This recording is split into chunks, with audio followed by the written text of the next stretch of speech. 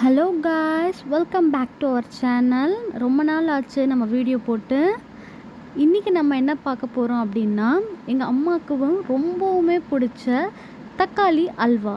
என்னடா இது தக்காளியில் அல்வாவா அப்படின்னு யோசிப்பீங்க. ஆமாங்க, தக்காளியில் அல்வா செய்ய போகிறோம். சரி வாங்க இந்த வீடியோவில் தக்காளி அல்வா எப்படி பண்ணலான்னு பார்க்கலாம். ஃபர்ஸ்ட் நான் 4 தக்காளி எடுத்திருக்கேன். இது 2 பேருக்கு மட்டும்தான் செய்ய போகிறேன். அதனால் அதை குட்டி குட்டி பீசஸாக கட் பண்ணி எடுத்தாச்சு. அதுக்கப்புறம் பேனில் கொஞ்சமாக நெய் ஊற்றிக்கோங்க. அதில் முந்திரி திராட்சையை வறுத்து எடுத்துக்கலாம். உங்களுக்கு இல்லை நட்ஸ்லாம் போடலாம் அப்படின்னு நினச்சிங்கன்னா உங்களுக்கு என்ன நட்ஸ் பிடிக்குமோ அதை இந்த மாதிரி வறுத்து எடுத்துக்கோங்க.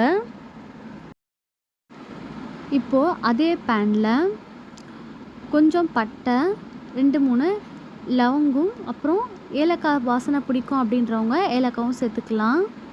அதுக்கப்புறமா நம்ம கட் பண்ணி வச்சுருக்க தக்காளியை அது கூட ஆட் பண்ணிக்கலாம். இதை ஃபஸ்ட்டு இப்போது நல்லா வேக வைக்க போகிறோம் தக்காளியை. அதனால் தண்ணி ஊற்றி ஒரு 10 to 15 மினிட்ஸ் அப்படியே மூடி வச்சுருங்க.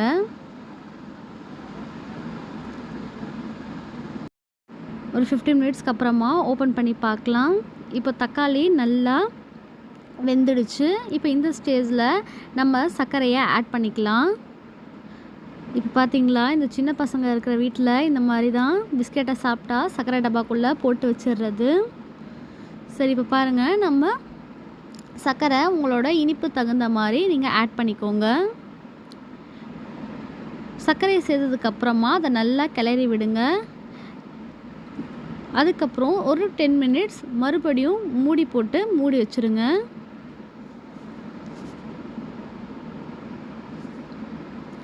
இப்போ பாருங்கள், சர்க்கரை கூட சேர்ந்து அல்வா பதத்துக்கு நம்மளோட தக்காளி எல்லாமே மெர்ஜ் ஆகி வந்துட்டுருக்கு. அவ்வளோதாங்க, கிண்ட அல்வா பதத்துக்கு வந்துடுச்சு. இதுக்கப்புறமா நம்மக்கிட்ட இருக்க நட்ஸை சேர்த்து ஸ்டவ் ஆஃப் பண்ணால் அல்வா ரெடி.